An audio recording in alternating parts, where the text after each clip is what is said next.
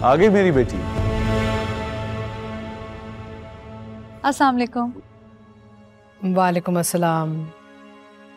भाई तुम्हें बहुत बहुत मुबारक हो इलेक्शन जीतने की। Thank you daddy.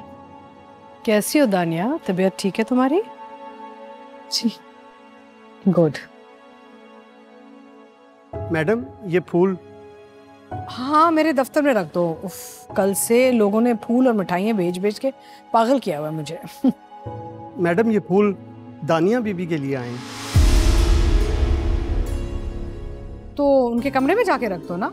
लेकिन मैडम उनके कमरे में तो फूल रखने की जगह ही नहीं है, ऑलरेडी आगे बहुत फूल हैं वहाँ पे। तो क्या मैं घर का नक्शा बना के दूं तुम्हें? कहीं भी रख दो जाके।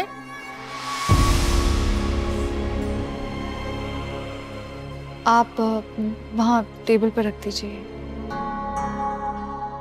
खैर बहुत काम है। शरोज जरा दफ्तर में आना, कुछ पॉलिटिकल कंसर्न्स है, मैंने तुमसे बात करनी है। मैं भी चलूं? नहीं नहीं, हम हैंडल कर लेंगे, तुम आराम करो। अगर तुम्हारी जरूरत पड़ी तो बुला लेंगे तुम्हें। हाँ चलो शरोज। जी।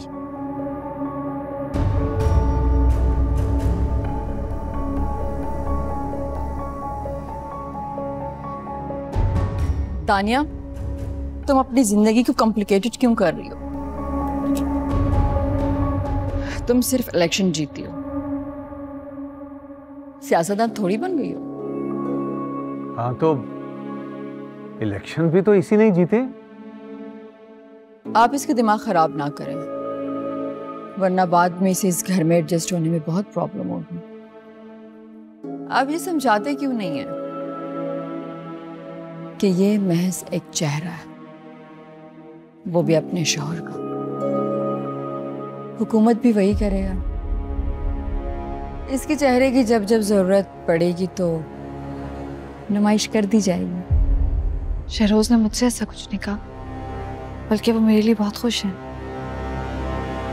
मर्द बीवी की कामयाबी पे नहीं, अपनी कामयाबी पे खुश होता है, और उसकी खुशी बता रही है कि कामयाब तुम नहीं, वो हुआ है। हाँ तो ये भी मेरी कामयाबी है। ये लफाजी कहीं और दिखाना। तुम और तुम्हारे बाप के तेवर जो बता रहे हैं वो मैं अच्छे से समझ रही हूँ। और खैर मनाओ उस दिन की जिस दिन शहाना बाजी को पता चलेगा। फिर उस दिन तुम लोगों के रोने धोने भी जमाना देखेगा।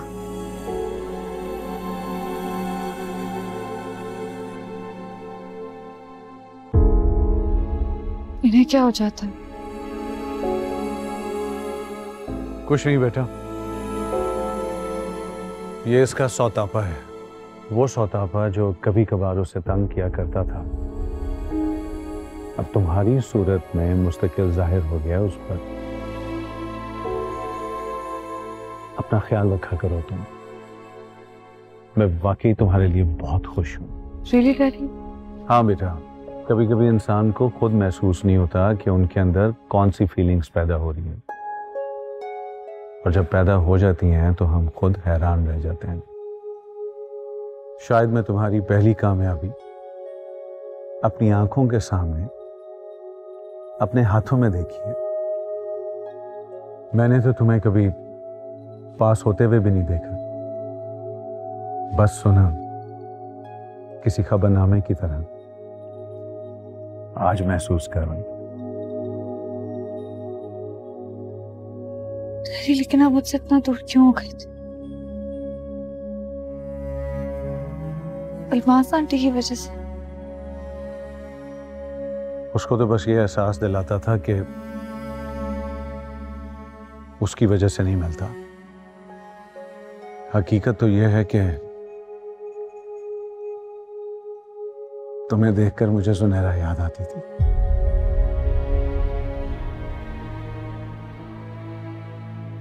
और यादें अकेली तो नहीं आती ना, अपने साथ ढेरों सारे दुख लेकर आती है। क्यों? मैं ही क्यों?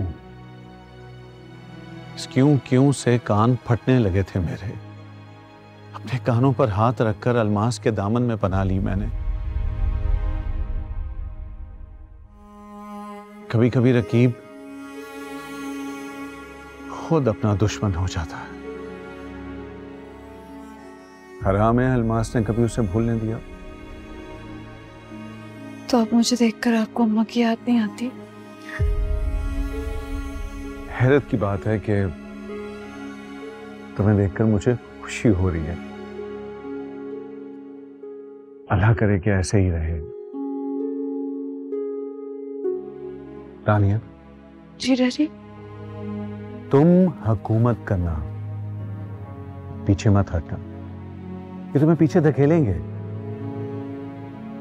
लेकिन पीछे खड़ा नहीं कर सकेंगे तुम्हें। आहिस्ता आहिस्ता कदम बढ़ाती जाना, आगे बढ़ना। मगर मैं ऐसा नहीं चाहती थी डैडी। अल्लाह ने तो चाहा है ना, तुम्हारी सूरत में मेरी हसरत पूरी कर दी, देर से सही लेकिन पूरी तो कर दी ना।